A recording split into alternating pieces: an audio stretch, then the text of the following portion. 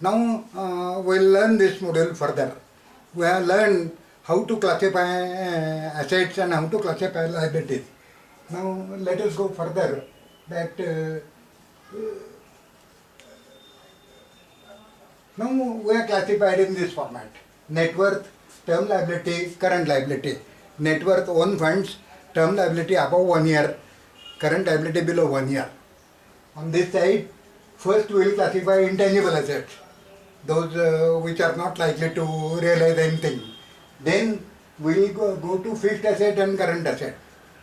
So fixed assets are one which are brought into business for doing the business, and current assets are those which are part of the business, including cash and bank. Remaining are non-current. They are neither current asset nor fixed asset but have realizable value. All such assets will be classified as non-current assets. Now let us go further. Now we need to remove intangible asset from the entire thing and arrive at net worth. Now the real net worth will be the net worth that we have calculated minus intangible asset, because intangible assets are not going to get any value in case of bad days. So we will be arriving at tangible net worth by reducing intangible assets from the net worth. And also fixed assets and non-current assets will be arrived at to get the new figure of fixed asset, because now our objective is to look at into working capital. So we will be doing that. So the reclassified becomes like this. Non-current assets are gone here in new fixed assets, and intangible assets are reduced from here. Okay.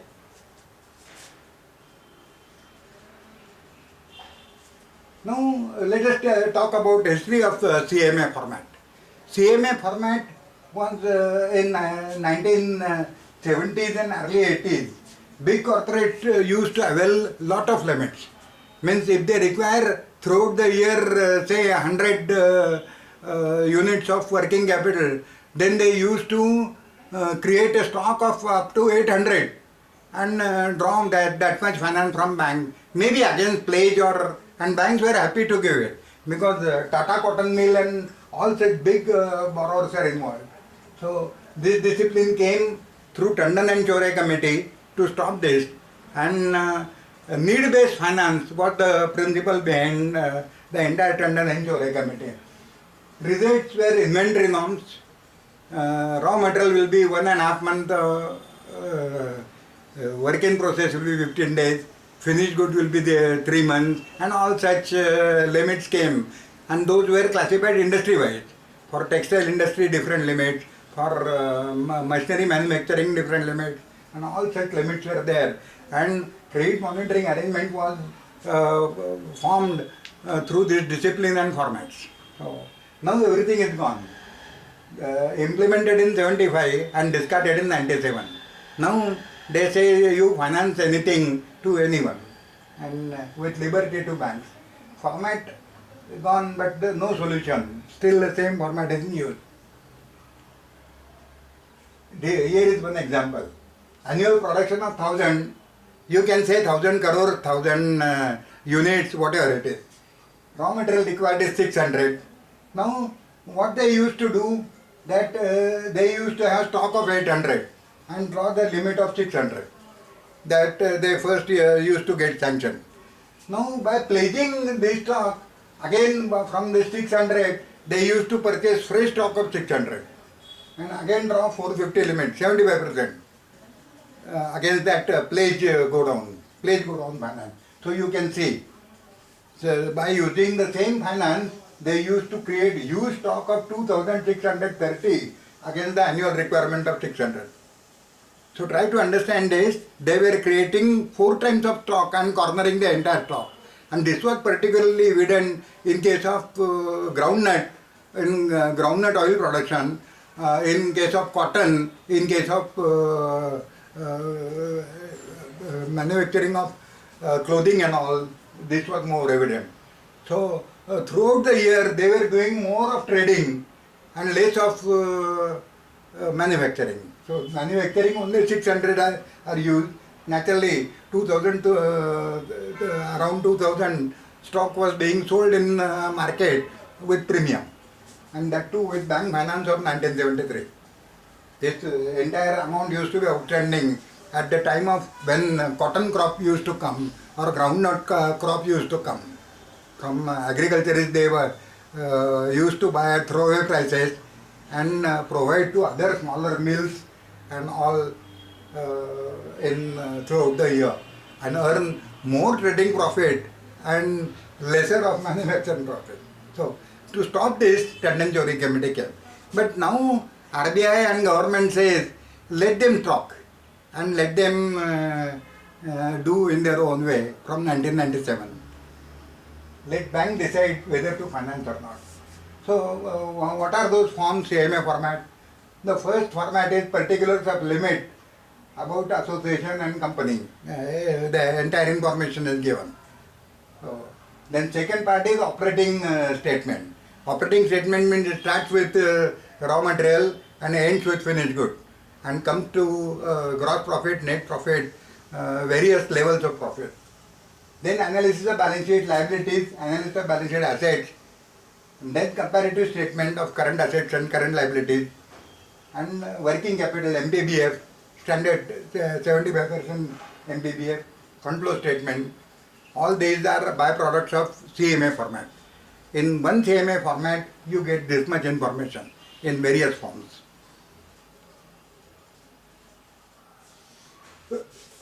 Now contingent liabilities, they are revealed in balance sheet by way of footnote or contra entry. Like in our Bank of Maharashtra balance sheet, we have got contingent liability of bank guarantees given to customers on both sides. So similarly, in customers' balance sheet, such contingent liabilities are shown by way of footnote or contra entry as per the law applicable to the company. Even in reports like CIBIL, it is also revealed. As such, it will be ignored from both sides in analysis above. In our analysis, we will remove these contra items. These contra items will not find place in our analysis. However, the basic transaction of such liabilities need to be studied and analyzed. While preparing a project note, basic nature and present status, whether actual liability has been generated out of the contingent liability, that should be verified. So that is the only function. Audit report. Now audit report is mandatory for only proposals beyond some amount. So that should be remembered well. Various acts should be studied. Income Tax Act particularly, Companies Act, all should be studied. For trust and such borrower, audit is mandatory, irrespective of their size of operation. So inconsistency in following accounting standards. Various accounting standards are there. One needs to study them also. What are those accounting standards? Calculations of some accounting standard is given in that. LFAR, long form audit report, is the long form of LFAR, having statutory declarations and comments and adherence to various laws. Whether PF Act is followed, ESI Act is followed, GST Act is followed, all these auditor makes the observation. So reading auditor observation and inferring out of that and anything affecting to our health, rather health of our finance, is important from banker's point of view. So study the audit report and learn to read it. Now from last year, year ending 31st March 21, annual information statement has been devised by Income Tax Department, and that is available on every tax assessor on the website of Income Tax. So now borrower cannot claim कि मेरे auditor ने अभी तक बनाया नहीं है, ये data audit होने के बाद मिलेगा, अभी तक तैयार नहीं है. Such answers will not be given. AIS is always available as of today. So annual information statement reveals lot of information, reveals many details, like his all bank accounts, कौन कौन से बैंक में खाता रखता है और वहाँ क्या क्या व्यवहार करता है. All डीमैट अकाउंट्स, जहाँ जहाँ डीमैट अकाउंट है वो सभी डीमैट अकाउंट के डिटेल्स उसमें आ जाएंगे. Taxes paid so far, dividends interest received. Now we are in December for the year end is going to be 31st March 2022. But AIS will reveal the data up to now. So AIS is giving very current information, and that too in online format. Income tax has got attached all demat agencies, all banks, and on their computer. So they pick up data straight from the account. So useful in assessment of loan, and this data will be available only after 1st April 2020, because before that this system was not there. So this data is very useful for a financial analyst. Second data to be collected from customer is GST return. So GST return is also very important. It reveals sale purchase figures.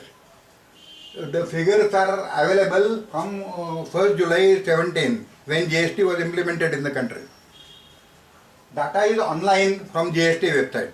So no hera-pheri is possible in this data. Authenticated data confirms purchases of capital goods also, because its credit is given in the format of input credit. So GST return is also very important. So study GST return, how it is presented, and where to look for the information that we want. So